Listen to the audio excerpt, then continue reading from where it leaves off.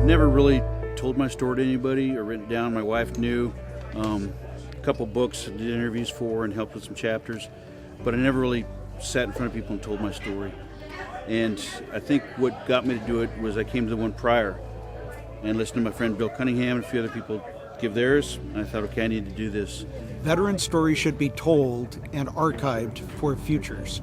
People should be able to hear what veterans have the stories. So I got to tell my story quite a few times, and I just thought it'd be a great way to let other veterans know that, you know, they're not alone and they have stories they can tell too. So maybe I could set an example and have others, you know, see how it's done in a way. You know, it was overwhelming.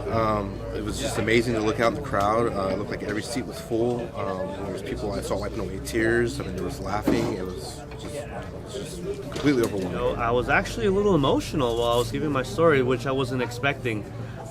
Especially the part where I was describing that I'd be graduating next spring, and I guess it's a really big deal for me. It's a long time coming, and when I heard the few claps and, you know, people congratulating me, it felt really, really great.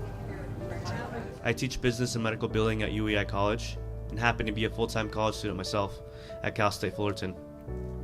In the spring, I'll finally receive my bachelor's in business administration. Thank you.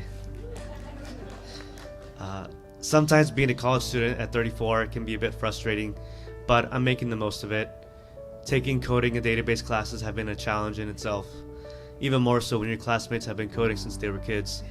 I've seen that the American public does not know veterans or military. It's you know, less than 1% currently serve, 7% are veterans, and so we have to tell our story. It's the only way to create understanding and bridge that gap. We've got to tell our story. I served as a Brigade XO, Deputy Commander, and assumed command of the attached California Army National Guard Battalion, 1st Battalion, 148th Infantry. After their commander was relieved, his replacement was killed by an IED, and I was the next in line to lead battalion through the remaining time in Iraq. I would do what I never expected to do, assume command of a unit in combat. We had a very tough area. In improvised explosive devices, IEDs were ripping through heavily armored vehicles and tanks. We lost over 50 in the brigade and 18 in the battalion.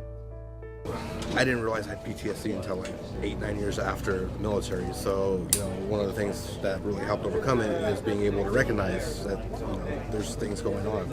So being able to get in front of everyone to say it again, it's part of the healing process. I encourage every veteran that I can, come and listen to it the first time and then decide whether you want to give your story or not. I've already talked to 2 of them. One of them came here tonight. He met Dave and he is going to do his story. Another one, he is a Vietnam veteran. He is going to give his story. They need to do it, not only for themselves, but for other veterans, for the community, and for those who have not had the chance to hear veteran stories. I think the more we share our stories, the more people are knowledgeable and possibly can influence those to help more vets out. The second time to Iraq, it was ironic that my area of operations included what had been Objective Curly. It was now an Iraqi checkpoint for Highway 8, manned by the Iraqi 4th Public Order Brigade. Overlooking that position during the command and control of a joint mission with the Iraq unit, on the rooftop, I told the Iraqi general beside me, "See that intersection? I was there 2 years ago during the attack into Iraq." He looked at me sternly and said, "That was you? There's still bullet holes in my house from you."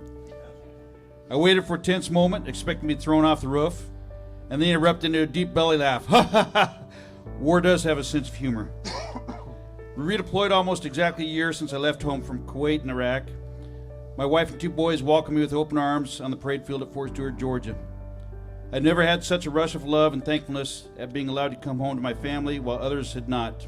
Not only is it healing for you to actually put down in words on paper and to speak in front of others about your life, from growing up, coming in the service, all the different things that happened to you in the service.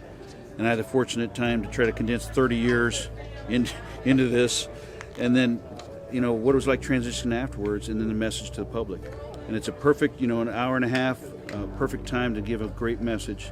Not only what we go through as veterans and military currently serving, but also what happens afterwards, which is sometimes more difficult for many of us.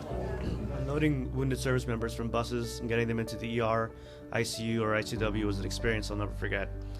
The cries of pain and fear as sedatives wore off and service members trying to leap from the stretcher because the last thing they remembered was an explosion and their friends being ripped to pieces.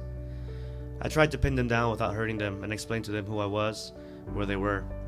Other times, I would crack jokes as I wheeled them to the hospital. I figured laughing at jokes was better than an awkward silence. I had one guy laughing so hard his stitches were ripping open. The worst times were having to put kids into body bags, seeing soldiers cry because they just lost a friend, knowing my family was having financial hardship back home as we burned through so much money overseas.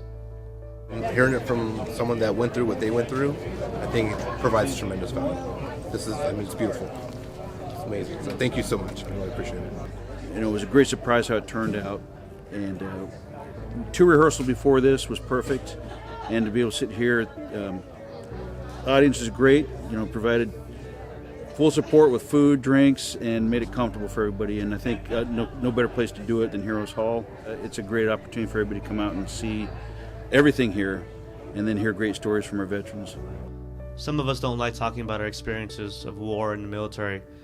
Just make yourself available. Thank you for coming out and hearing our stories.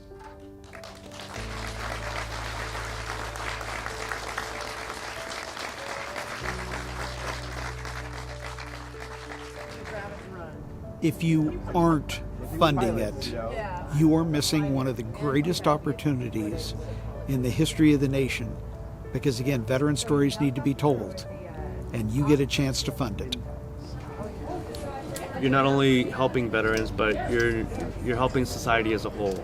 I mean, you're bringing to light issues and concerns for veterans who serve their country, and sometimes they might need a hand up.